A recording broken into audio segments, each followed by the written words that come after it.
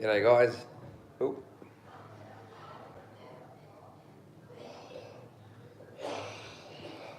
What's going on? Hello? Oh, not sure. I came to hospital about a month ago with some pains in my guts and things, and they had a bit of a guess what it is, and I'm back in it. Drawing a day off. I wish I was at work. Yeah. Got to feed all the animals, the other half's feeding all my animals for me, luckily. Um, yeah. But I'm stuck around waiting for tests, so I thought, why not bother all you guys and see who wants to say hello.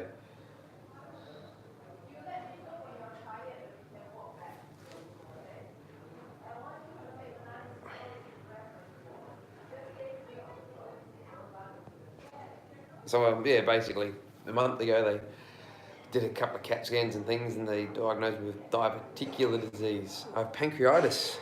Didn't think hospital would be. Oh well, why not, Dale? I'm bored out of my brains here waiting for tests, so live stream sounds like a good enough idea. The other half had to go back to work, so. Um, but yeah, found a couple of problems going on in my guts. I just got to figure out what's causing it. So I'm stuck here twiddling my thumbs all day. Was here since 8 o'clock last night. It's, I don't know, 10:30 or something in the morning now. Someone got bitten by a golden viper. That would be hard. There's no golden vipers in Australia, even in zoos, I don't think. So no, but no, the first thing everybody said was, oh, he's been bitten by a venomous snake. And so no, I've yeah, no, just tummy problems. Hope all is good. Yeah, I'll be all right.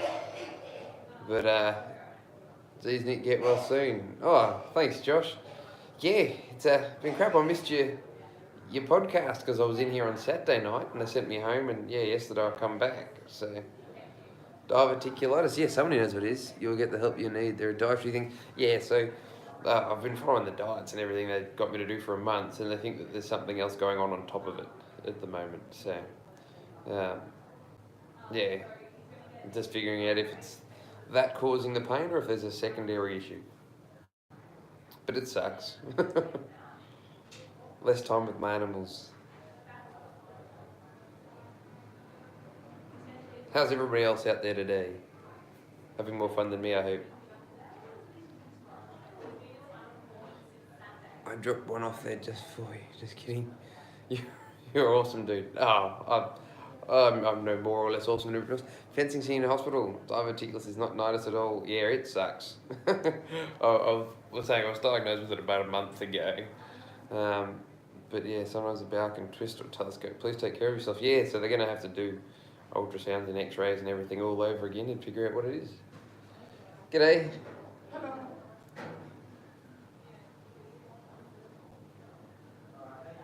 Somebody come talk to me.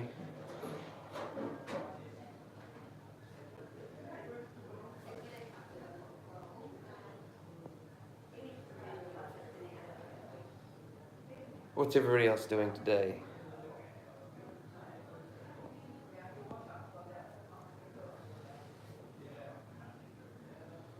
Right where you need to be, I expect. I'd rather not be here.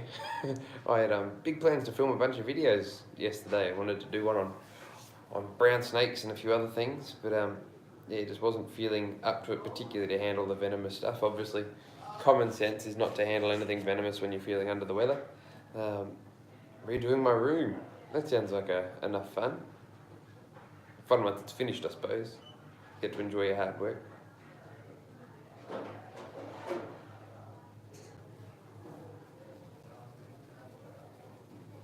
But yeah, just don't like being. I always get slightly paranoid being away from my animals for any length of time. Quiet here in Oregon. Fall has arrived. Yeah, but we're just starting spring.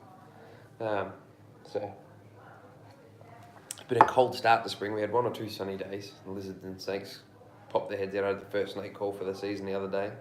But yeah, it's gotten cold again. So false start.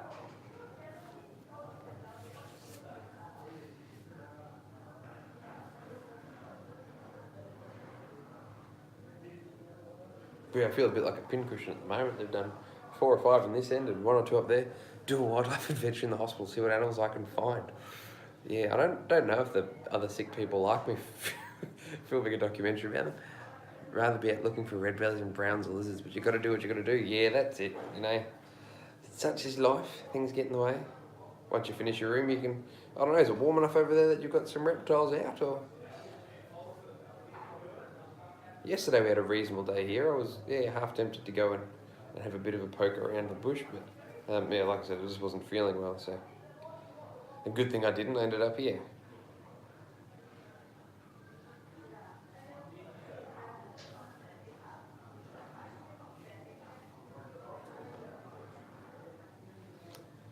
Just waiting for doctors to come and tell me what's going on. Corn snake seems to be pretty happy. Oh, I've only ever got to meet one corn snake, and the poor thing was an illegally kept pet, so it was put down. Because obviously, people in Australia, we can't keep corn snakes, but there's a lot of them illegally owned, and they used to get dumped at the zoo I worked at from time to time. But due to the quarantine risk, we didn't want to have to keep them. About the condition, how are you feeling? Yeah, I'm alright. I was in a fair bit of pain last night, but such is life. Just sitting around waiting to get tests and stuff done now. It's about 17 today in Bendigo. Warmer than it has been. Yeah, 17 is starting to get up there. Like 21, 22 is sort of the magic spot. What happened? I was in here a month ago. I had a couple of pains in my guts, and they diagnosed me with diverticular disease. And following all their instructions, life chat in hospital. Yeah, well, I was bored and I've got nobody to talk to, so I thought I'd see who's there. And yeah, basically followed all the instructions and the pains come back. And last night it just got to the point where it was pretty unbearable. So the other half told me to come in here, and they're worried that there's a secondary issue that they haven't picked up. So got to have CAT scans and ultrasounds and all that done. Fun and games. What am I doing in hospital? I just come here to hang out for a while. No, not very well, unfortunately. So hopefully be home tomorrow or the day after. Hopefully this afternoon. Poor Boo, he doesn't like taking a bottle for anybody else. So Liz, the other half's giving her solids, but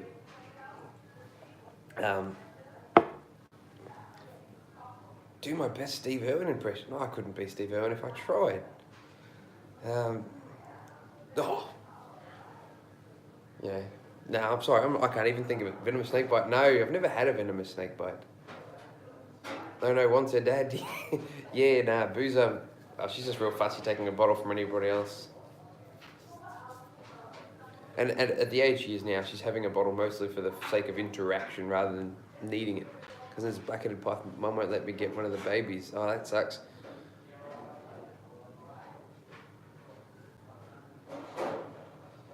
Black-headed pythons are a pretty good snake. This stinks. Get better fast, man. Yeah, I hope to get out so I can start doing some more videos and stuff for you guys. Also, it's busy time at work. I work on a farm, obviously, if you didn't know. And coming up to spring is when we put in all our summer crop. So I'm not going to be very popular at work, having to take time off. But you got to do what you got to do.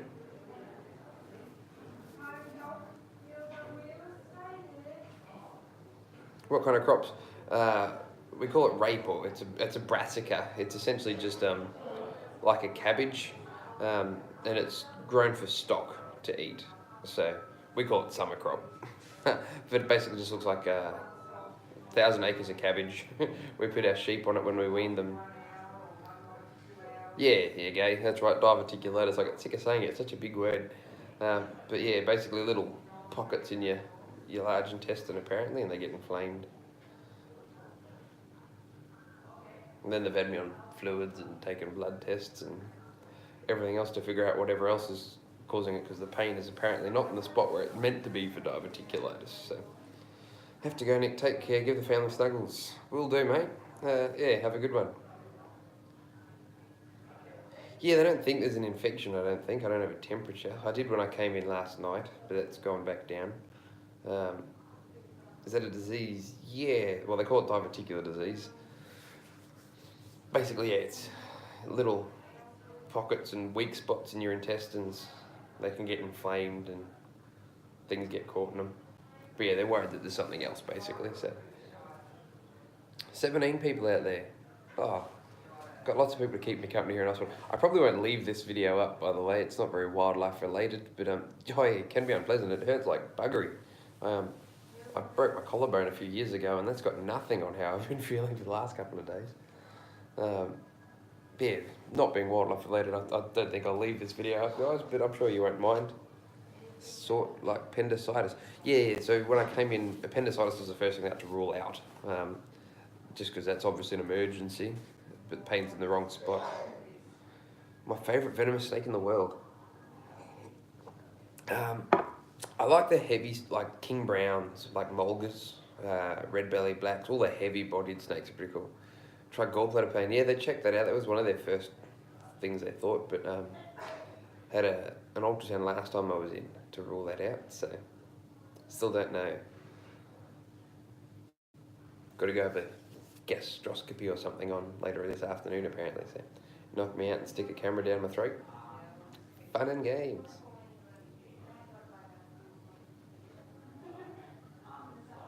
Do I have a favourite animal? It'd be a mix of dingoes, wombats and crocodiles, I reckon. King browns are sick. Funny how they're a black snake though. Yeah, so I like the name mulga rather than king brown just because, you know, it's a bit confusing saying the king brown's a black snake. Going to Australia one day for a herping trip. Oh, you couldn't get a better place than here for a herping trip. Where I am is not ideal. I'm pretty far south. We do have a few reliable spots for tiger snakes and copperheads and things, but that's pretty much the limit of our reptiles. But through the centre of Australia or North Queensland, Darwin, up the tropics, yeah, lots of herping up there.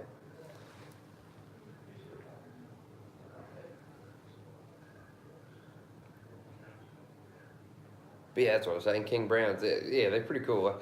I used to have a pair of Kununurra king browns, which unfortunately passed away. I had them in a shed when I was in my early, well, I might have only been 18. I had all my reptiles in a shed, and we had a freak heat wave, got 45 degrees, and I lost them, but their parents were just shy of 3 meters long.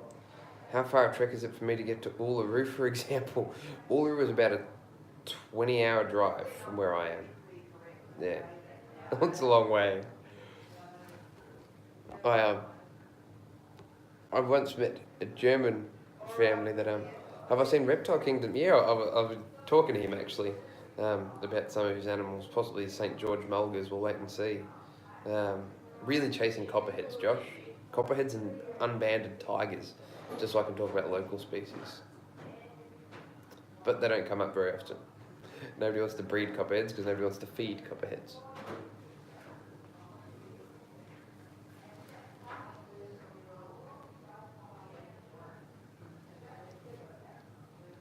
When I go to New South Wales and other places, film tiger snakes. Don't get many down here. Yeah, so I'm in Hamilton, which is near Warrnambool, if you know where that is, in Tower Hill near Warrnambool. Gotta go. Take care. No worries, guys. Thanks for dropping by. Copperhead snakies. No, copperheads will eat other snakes, but they're as babies basically a frog and skink specialist, which makes them quite tricky to feed. And they're born so small you can't even feed them pinky mice. You got to force feed them mouse tails and things like that. And because of that, and because they're venomous, there's not a huge amount of people that want them, so a lot of people don't breed them, because you don't want to breed them, force feed these 20 babies and then get stuck with 20 adult copperheads, so a lot of people don't breed them. But they're one of my most common local species, so I'd like to have access to them to do talks. You should, if you don't already, get some Chapel Island tigers. I love Chapel Island tigers. I'm basically wanting to start moving towards reptiles I can keep outside. I really want a pair of southwestern carpet pythons. I reckon they'd do alright out here. Leopard, copperhead, viperhead, what's the difference? Let me bring that up. So, when I say copperhead, I'm talking about the Australian copperhead, Australopithecus superbus, which is an elapid. Whereas the copperhead you get over in the US is completely unrelated, and it's a viper, I believe. And those two, yeah, Elapidae and Viperidae are about as related as cats and dogs. They're pretty far apart. Have I ever got any bad situations with animals? Yeah, a couple. When I was 18, I was moved to Townsville, worked at a zoo up there, and they sent me out on a snake call out. And I'd done mostly venomous snakes up to that point in my life, so I was a typical arrogant 18-year-old. And I went 45 minutes from work to this house where they told me there's a snake in the roof, and I climbed up the ladder, And underneath a piece of insulation, I could see the pattern of a scrub python, which is the largest snake in the country. They get 4.5 to 6 meters long, but they're non-venomous. And I knew it was non-venomous, and me being the arrogant 18-year-old I was, I just stuck my hand under the insulation to pull him out, and his head was about that far away, and I didn't realise, and he grabbed me across the wrist and he wrapped up both my arms, and I had to waddle down the ladder and convince this screaming lady who owned the home to unwrap me, and I was too embarrassed to charge her for the snake call out, so I had to go and pull out my $100 from the ATM to give to my bosses for fee. So yeah, I've had a few close calls. The first time I raided crocodile nests in Townsville, we all got given our jobs. Somebody had to collect the eggs, somebody had to distract the female, somebody had to distract the male, and I got told to keep the male out of the way. Big brown sunflower sausage and tried to catch it and show him. Yeah, well, don't go getting bitten catching the brown snakes, no matter what you do. They're one thing that has killed 2 people so far this year. Not that, yeah, I keep browns myself, but yeah, I was, the first time I had to raid nests, I was distracting the male crocodile called Jaws. He was about 4.5 metres long, and he was caught out of the Burdekin Basin in Queensland because he had a habit of swimming up, where he got his name Jaws, behind boats and tearing apart the outboard motors. So it's a pretty gnarly crocodile. And I had my meat on a pole and splashing the water, and he isn't surfacing, and suddenly, after 5 minutes, he comes roaring out, and his head lands past the meat, so he just keeps coming towards me, and I ran to the gate, which is not the thing to do, but it was my first time doing this. Brown snakes are highly venomous. Yeah, they're the second most venomous snake in the world. Have you seen my video, TJ? I've got a video on the eastern brown snake, and I've also got one on the Camp Kennan Army channel. If you subscribe to Kennan, go and check his out. I've got a video up there with one of my brown snakes.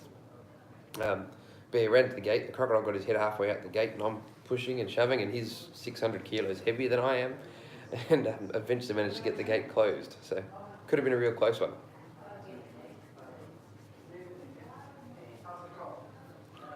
What's my thoughts on the shark cull? I think it's a terrible idea. It's the same as a crocodile cull. It gives people a false sense of security. If you tell people you've got rid of all the sharks, what are people going to do? They're all going to jump in, they're going to stop worrying about sharks. So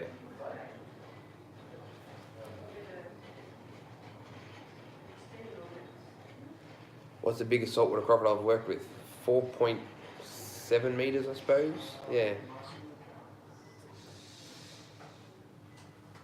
Right. G'day. Tea or coffee? No, you're fine. Yeah, none for me, I'm afraid. Thank you there. No worries.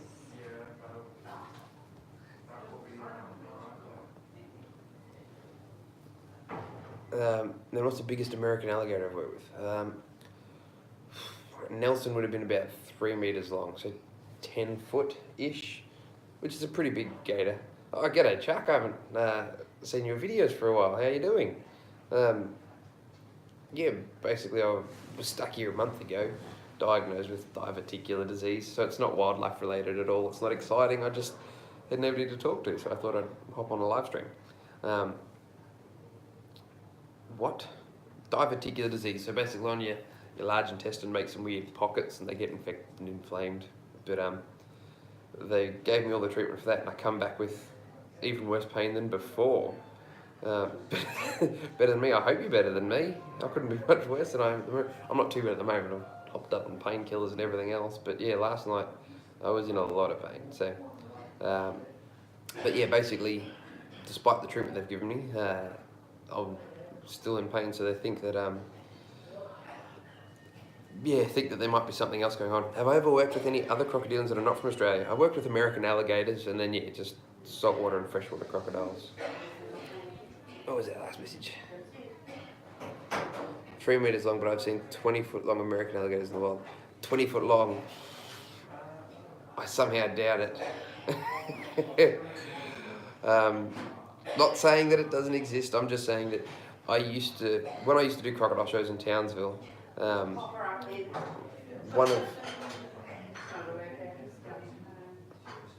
one of my favourite things to do was lure the crocodile out along the side of the fence and get people to guess their length. And if I had a 4 metre crocodile, you wouldn't have had a single person guess 4 metres. They all say 4.5, 5.5, metres plus. And these are farmers and people who should have a relatively good grasp on size. There's a couple of million years of instinct exaggerating that animal in your head. So it's not our fault, it's just there, the way it goes. I was hoping it was a spider bite or snake bite. Yeah, no, I've never had a venomous snake bite and plan to keep it that way. Maybe celiac disease? Who knows? Wait for them to tell me. I'm not allowed to eat anything at the moment, so.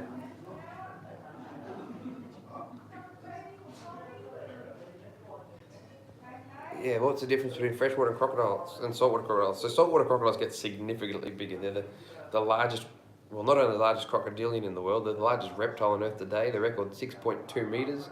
The largest confirmed saltwater crocodile, 6.2 meters.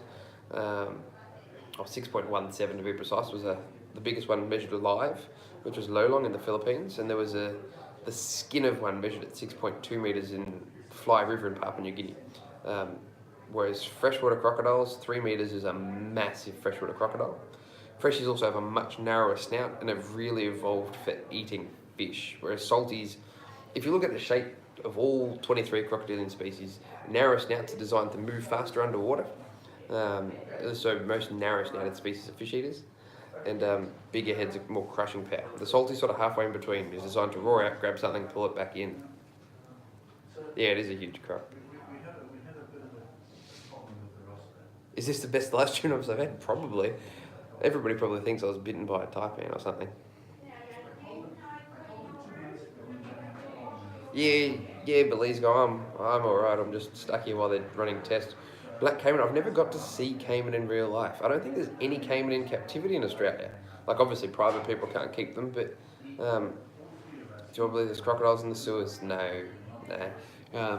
There's a few cases of pet crocodiles down here in Victoria that have been released, and they inevitably die very early on because it's just too cold for them.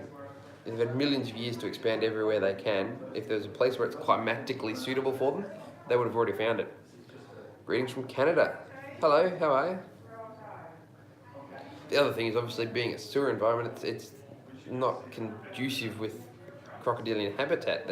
They want to be able to come out in the sun and bask and maintain their temperature, which underground they can't really do, unless it was a sewer somewhere in like Cairo, Egypt, where they're going to be using it to void heat. Yeah, it's just not realistic. Just a good story. When do I get released? Don't know. Waiting for tests. Yeah, sewage just aren't a good place for a crocodile. Teenage Mutant Ninja Crocodiles would be a cool story though. I'd put my money on them over the turtles. Pray for me. Oh, thank you. I'm sure I'll be okay.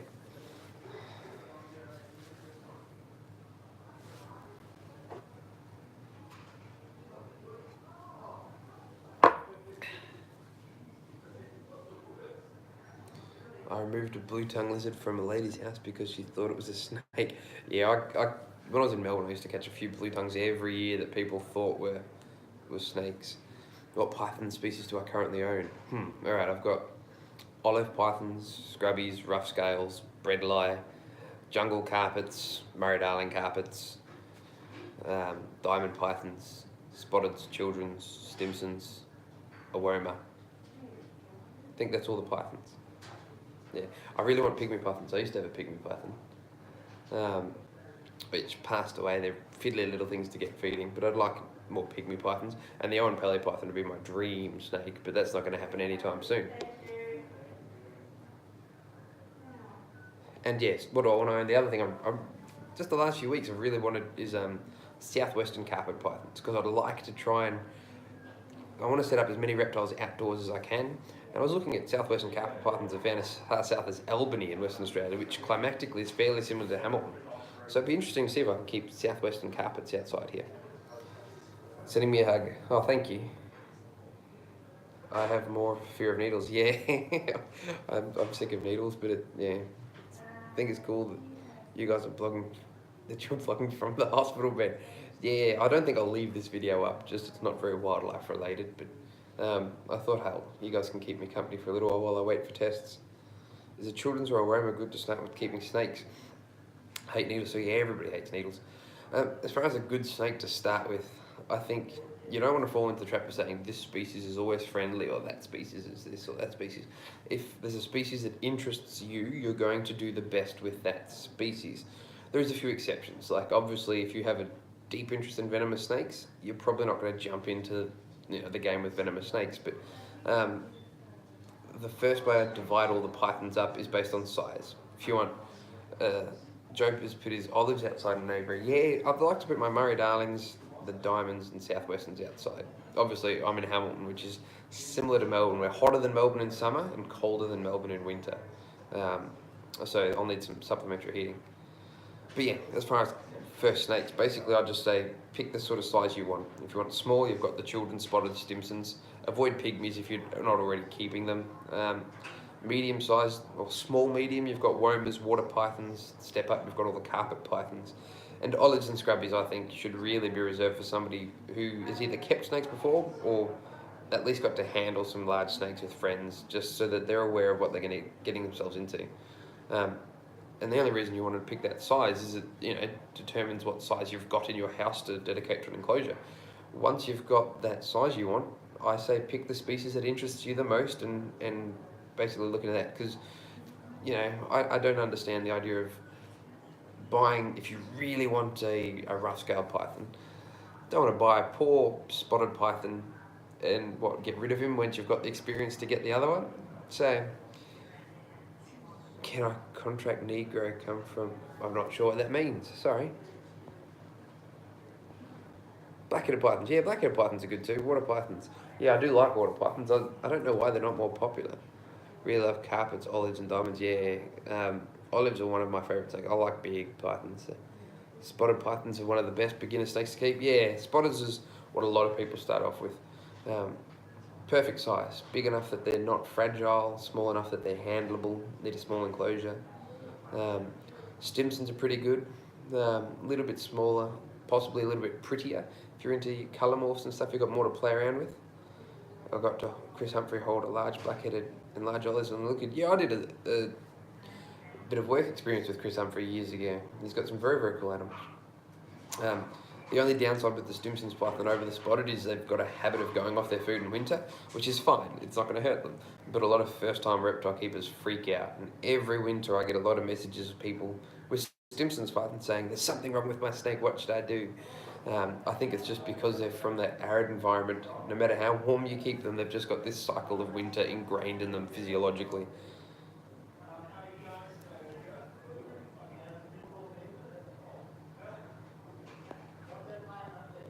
So guys, if you haven't checked out already, actually, obviously Josh the Lizard Man's here. Get bit, mate. No, I've never had a venomous bite on. Yeah, it's much less exciting things. Caiman's very interesting. Actually produced spectral caimans years ago from swimming. I'd love to meet caimans. I've never got to work with caimans, see caimans. Yeah, there's none in captivity in any zoo in Australia. But yeah, if you haven't, guys, already, check out Josh the Lizard Man. He's got a Facebook page, Josh's Wildlife Photography, and he does like a live video every Saturday with some really cool reptile people. So check out his video as well. No ball pythons are allowed in Australia. We're only allowed native reptiles, which is fine. I can understand the appeal to those exotics, but we've got an Australian equivalent for pretty much everything. I love to work with crocodilians. Yeah, crocodilians are... I miss working with big crocodiles. Doing 2 or 3 crocodile shows a day when I was in Townsville. No, alligator show every week when I was at Ballarat. But yeah, big crocs are good fun.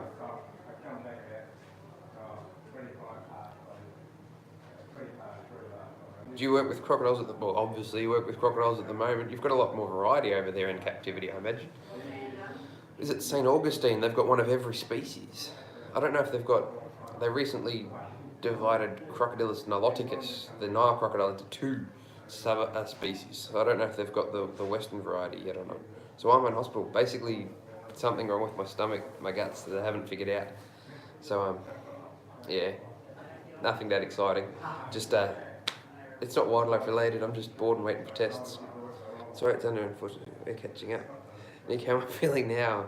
Had to put out, no, I'm alright. Yeah, popped up on painkillers and just waiting. I've got to sit around and wait for 6 hours or something for tests. So, yeah, it does suck, but what can you do? I'm lucky the other half's looking after my animals for me, so. It's not her cup of tea, but she'll do it. One of my friends had an 18-foot Burmese and had to give it to a reptile shop because it was sizing itself up with him. So there's a really common story about a snake that everybody's got a mate of a mate who has this snake, and it starts stretching out next to them, and they take it to a vet and they get told that the snake's measuring them to try and eat them. I actually did a video on it. It's not a brilliant video because it's one of my very early ones, but it's on man-eating pythons, and I talk about that myth, and it's not true. Snakes don't size up prey. There's plenty of examples. If you look up Burmese pythons in the Everglades eating alligators, there's examples of snakes eating prey so large that it bursts open and kills them. Snakes will eat prey that is too big and they have to spit it out and give up. So they don't have the ability to look at something and think ahead. They don't, go, oh, another 6 months and I might be big enough to eat this fella. Caimans are bitchy, but not as bad as the true crocs. Yeah, I just want to see caimans. There seems to be a lot of diversity in them. Most snakes don't like to eat humans, which tastes like crap. We probably do. They don't want to eat junk food. Hope you're alright, my students. Love your videos. Are you a teacher? It would be devastating if I had to stop making educational... No, I'm still going to be making my educational videos. I just didn't get a chance to do... I had 3 or 4 ideas to do over the weekend, and I've just been sick all weekend before I came in here. So I'm hoping that I'll still get a chance to get one together this Wednesday. But yeah, no, we'll still keep doing videos, guys. What was that message? I figured out how to bring up old messages now. I saw a pic of a king cobra through a tick. Yeah, that's really cool. Where they both die. One's been constricted and one's been envenomated. That would be $1 million photograph, wouldn't it? The sad thing is you can see rubbish lying around in the background. It shows the environment that these two iconic species are living in today. It's just a tip, isn't it? It's a bit sad.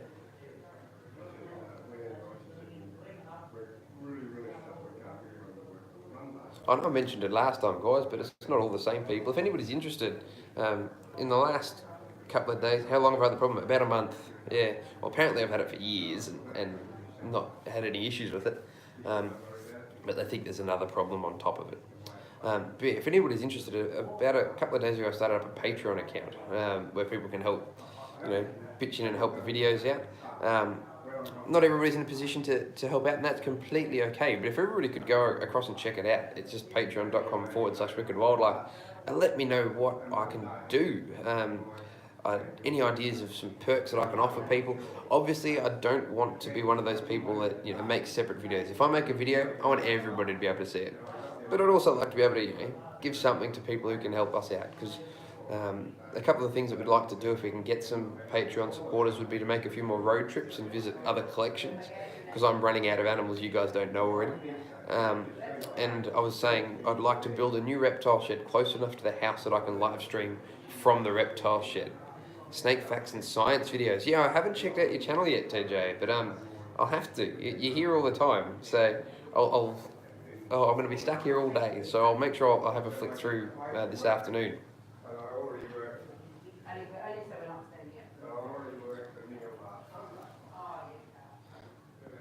But yeah, if you guys wouldn't mind checking out that patreon.com/wickedwildlife, let me know what you think. I still need to pretty it up and put some photos and an introduction video and stuff, but if you know me, that stuff isn't my forte. Do I do tours or give talks where I'm located? No, so under my permits, I'm licensed as a zoo pretty much, but instead of people coming to me, I go to them. But if I can get the shed built in a way that I want, as a bit of a studio, I'd like to be able to do sort of virtual tours where I can present live reptile shows to people who might be in remote areas or other countries where they can't see Australian wildlife. But it's a lot easier that way than having people come, because as soon as people come onto your property, you need different insurance and you need public toilets and all these sorts of things. But yeah, I'd like to be able to do, I guess, virtual tours for people on wildlife. Would be cool, especially here in Australia. A lot of people live in outback cattle stations and they don't go to school. They go to school over the air via Skype. So to be able to get online and talk face to face with people about animals would be great fun. It's what I like doing.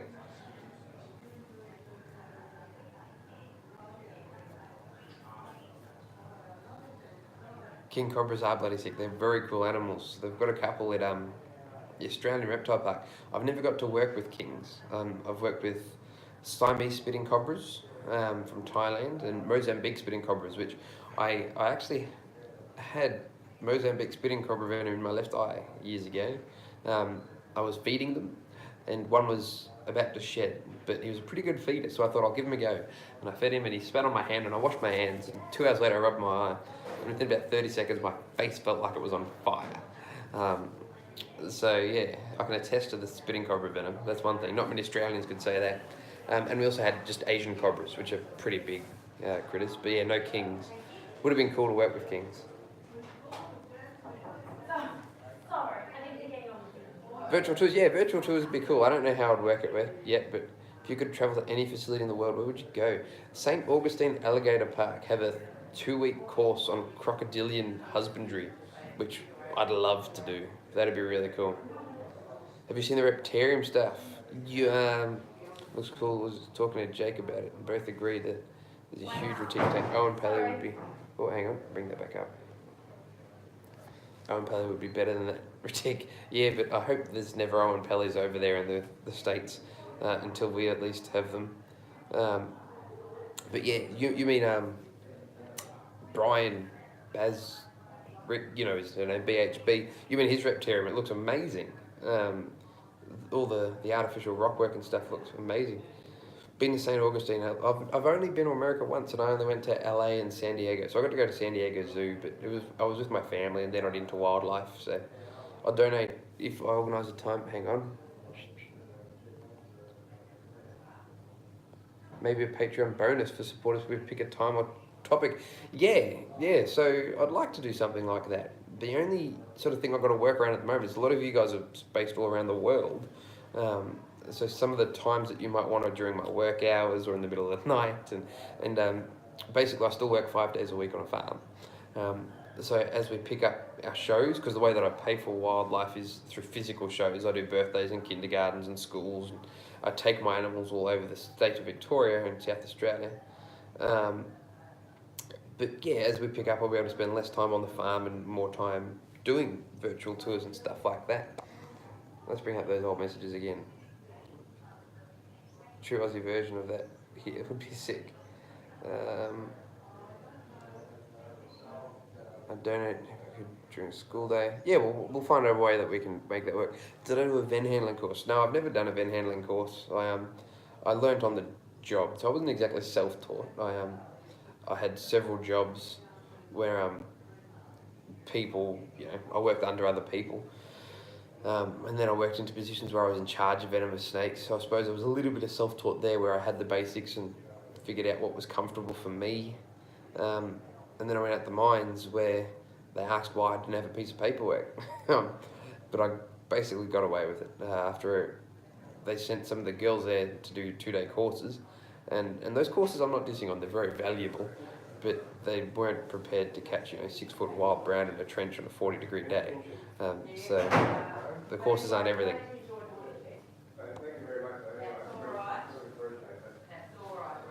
See plenty of great stuff when I get to Florida one day. Yeah, I'd love to go to Florida. It seems like you don't need to go around the rest of the world. Every reptile in the world's in Florida anyway.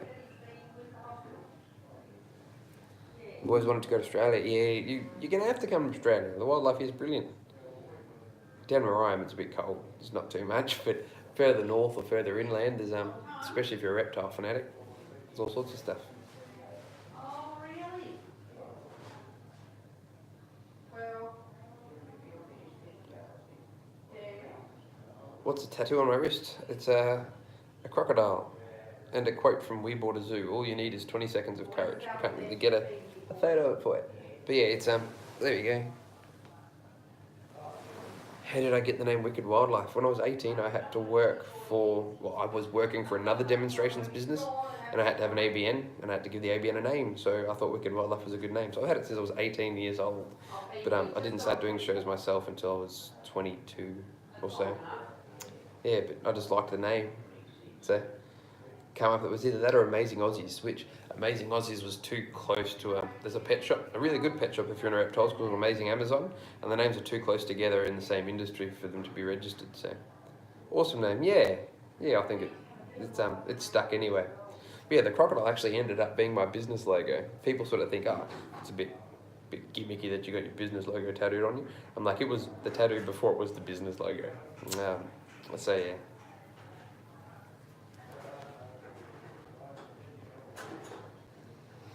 the Criticam boys caught chameleons in Florida. Yeah, they caught chameleons and anoles and all sorts of things over there, I think.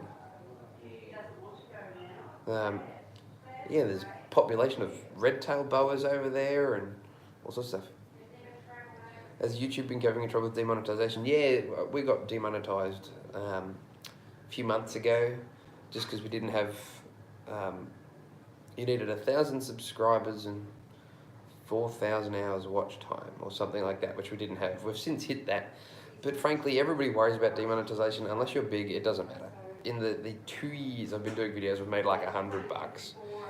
So if I didn't make the $100, I'd keep making videos. It's, yeah, so, you know, it's a bit of beer money sort of thing, but yeah, it's not like the average person's making a living out of it. Trust all goes well. Check on you later. Heading to a movie tonight. Have fun.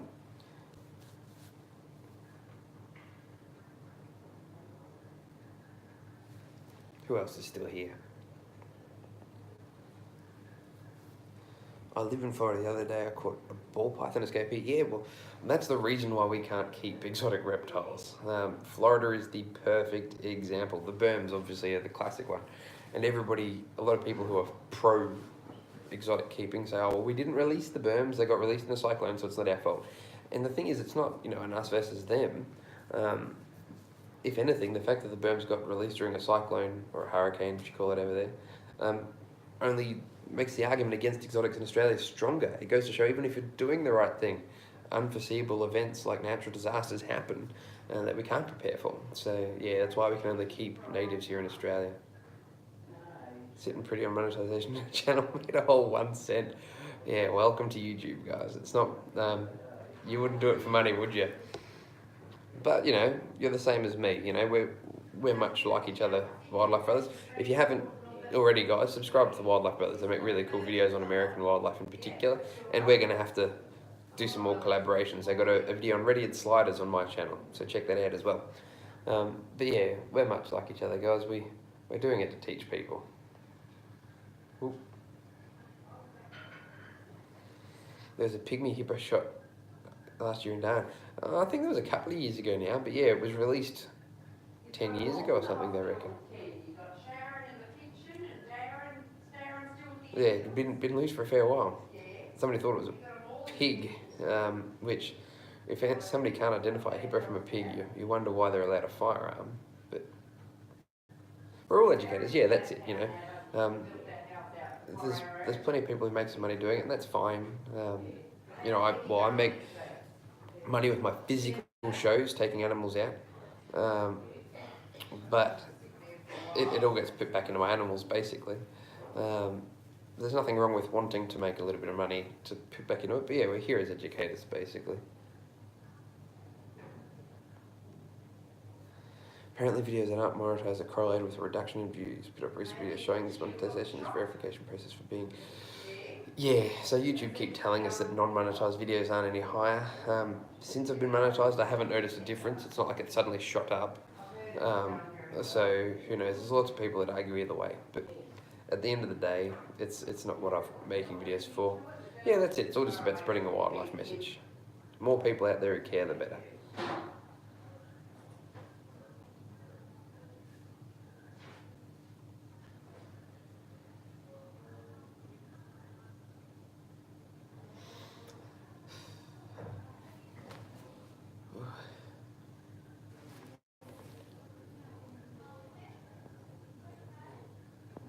What other comments have I missed? I'm happy now that I've figured out how to bring up comments, by the way, so excuse the giant hand. Kalani Trigger, I love salties. Yeah, everybody loves saltwater crocodiles. Why am I in hospital? I come here a month ago, and they diagnosed me with diverticular disease. I had pain in the guts and could barely stand up. And yeah, done everything they told me to, and pain didn't get better, and come back last night and they think there's something else going on. So, don't know yet. I'm sitting around waiting for tests. They've taken blood out of everywhere they can and given me drips, and they're going to do CAT scans and everything. So, yeah, it's not wildlife related. I don't have social media, but I've tried to spread your endangered animals. Thank you. Yeah, every little bit helps. Every single view counts. We can't all have social media. Bit of a random question, but I'm guessing you know more about this than I do. What are your thoughts on the Cape York carpet pythons, and what species do you think they are? Well, there's a fairly strong argument that the jungle carpets are essentially just a local variant of coastal carpets anyway. That comes down to whether taxonomically speaking you're a splitter or a lumper. Most of the Cape York carpets I've seen, I'd consider them, a variant of the jungle, but again, I think there's a very strong case to say that the jungle is just a variant of the coastal. So, yeah, the breadlie and the southwestern carpet, to my understanding, are the only two that are actually distinct species in their own. And even then, there's people that argue for both sides. Taxonomists seem to be one of two groups. You're either somebody who wants to split everything apart, or somebody who wants to lump everything together, which I don't think, we need both of them to get a level ground. But yeah, one side will never win.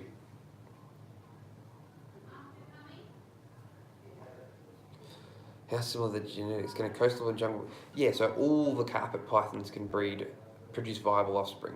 So the diamond, the coastal, the jungle, and the Darwin are all Morelius spilota, and the inland, Morelius spilota, and then subspecies. So Morelius spilota metacalfi, Morelius spilota chini, Morelius spilota spilota, etc. They can all breed and have fertile offspring. And they can still breed with Morelia breadlie and Morelia imbricata, and produce viable offspring as well. So even though the breadlie is its own species, it can still produce viable offspring, which is an old school way of separating species. But the canids are a perfect example. Grey wolves, coyotes, jackals, dogs can all produce viable offspring, and they're all distinct species, and dingoes, of course. So yeah, it's very confusing. Just muddy taxonomic waters.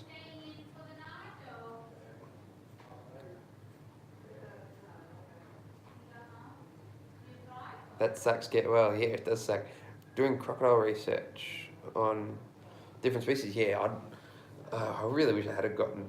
I'm not a good student. I did the whole uni thing and I dropped out to become a zookeeper, but I'd love to do or help along with crocodile research and stuff one day. I miss catching crocodiles. You're lucky up there. You've got a lot more access to a bigger variety of species. What's the tattoo? It's a crocodile. Yeah, surprise, surprise.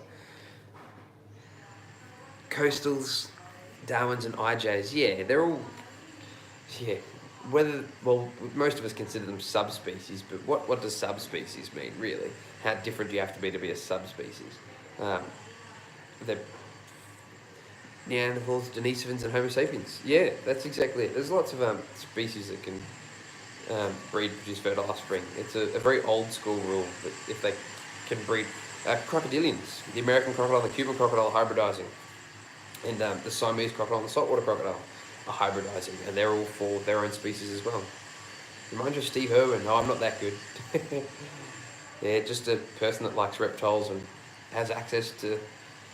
I suppose if Steve Irwin had the ability to start taking videos to everybody else earlier on, who knows how much further it would have gone again. Interesting. I fancy myself as a bit of a splitter. Oh, let me bring that back up. Bit of a splitter, delving into auto subspecies of different animals. Behaviour can be rather convoluted practice. Yeah, we just don't want to fall into the trap where people are splitting so that they can get to name something. And if you're not splitting, it doesn't mean that you're not. You can have one species found over a wide variety, but still believe that individual localities are important to conserve individually.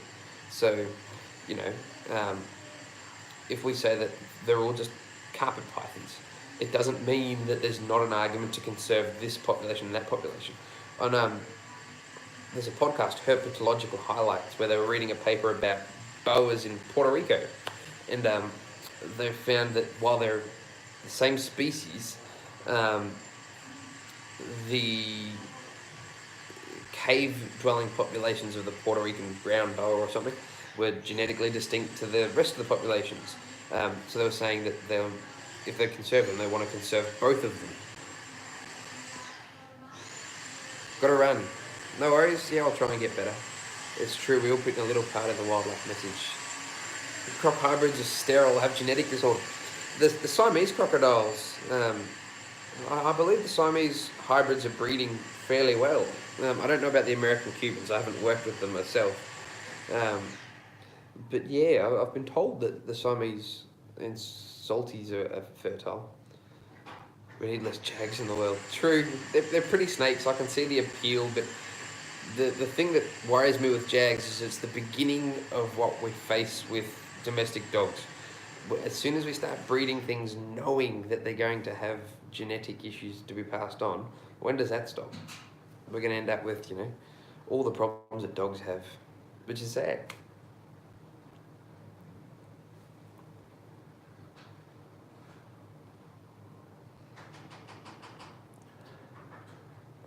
Eastern Blotch Blues are a decent example of hybrids. Yeah, they can hybridize. I've met several hybrids. I've never met one that's had babies. It's not to say that they're not fertile. It's just to say that I haven't seen them then onbred again. But yeah, they can hybridize. All the hybrids I've seen, they've been captive. Most of the breed these days, they've changed it around a bit so they don't come out. Anyway, guys, I might get going. I'm waiting for somebody to come and tell me what's going on. But you've kept me busy for an hour and distracted anyway.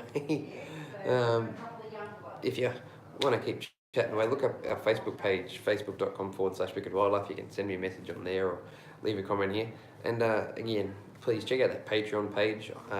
Don't feel obliged to help out and lend a hand, but if you can share it around or give me any pointers about what I can do to make it more appealing, please do, because like I said, every pledge and donation we can make, the more we can put into building a better facility for our reptiles to show all you guys, and hopefully go and travel a little bit to show you some other animals. So yeah, check those out for me. Patreon.com/Wicked Wildlife on Facebook. Have fun chatting. Have a great night. Well, it's only 10 in the morning here, so I've got a long day ahead of me. But yeah, thanks for keeping me busy, guys. Have a good one and take care.